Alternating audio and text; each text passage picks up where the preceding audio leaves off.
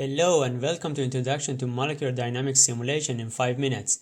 Molecular dynamics is a great tool to study the properties of materials and to see how molecules move at atomistic levels. This powerful tool can be used to predict material properties, to design drugs, and to model biomolecules and much more. It is basically an experiment inside the computer. It is usually used when real-world experiments are too expensive, too time-consuming, or almost impossible to do. Suppose that you want to know properties of a new material before actually making it in the lab. This can be done by running molecular dynamics simulations before buying expensive lab equipment or materials and before spending time on designing experiments. A huge amount of money and time can be saved by using this technique. Now, a little bit of history. First molecular dynamics simulation was done in 1957 to study the properties of hard sphere fluids.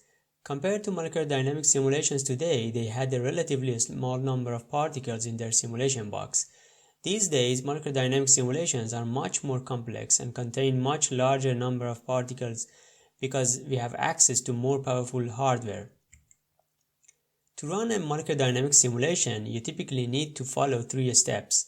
First, you create an initial state of your system, then you introduce interaction potentials between particles in the system, and at the end you predict how particles move by integrating Newton's equations of motion.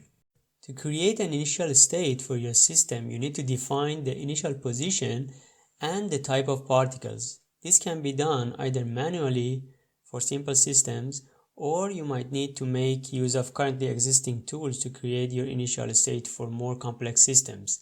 You can find a list of tools in the description of this video.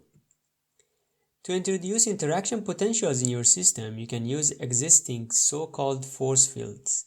These force fields are mathematical formula that describe the interaction between particles.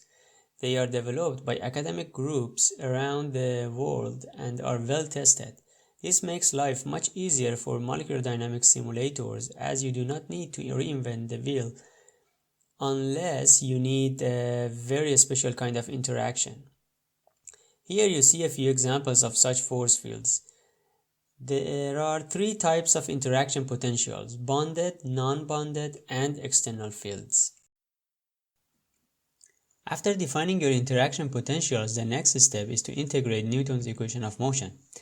There are a number of algorithms that can do this for you, but the simplest one that happens to be the best one is the Verlet algorithm. Also, in this step, you need to keep track of the thermodynamic parameters such as temperature that you want to keep constant. So the flow of a typical molecular dynamics simulation is as follows. First, initialize the system, then compute forces on each particle in the system. This is done based on the interaction potentials between particles. After that, calculate new position and velocity of particles based on the force exerted on each particle, then adjust velocity or other parameters to control the thermodynamic parameters such as temperature. Repeat this process until you reach the desired number of steps. By repeating these steps, you calculate the trajectory of each particle in your simulation, and from this you can infer how the whole system behaves under a certain condition, such as a fixed temperature or fixed pressure. After all, this is our ultimate goal. We want to know how our system behaves under a certain controlled condition. This is how we do experiment inside the computer. That's it. These are the principles of molecular dynamics simulations. They are simple. However, when implementing these simple principles in your simulation code, you might face difficult challenges, especially if you want your simulation code to run efficiently. But don't worry. There are simulation packages that have already taken care of that efficient code. In this channel, I will cover some of these simulation packages. I hope you enjoyed this video. I will post more detailed videos in this channel relating to the molecular dynamics simulation topic. So if you are interested, make sure you hit the subscribe button. Thank you and see you in the next one. Bye.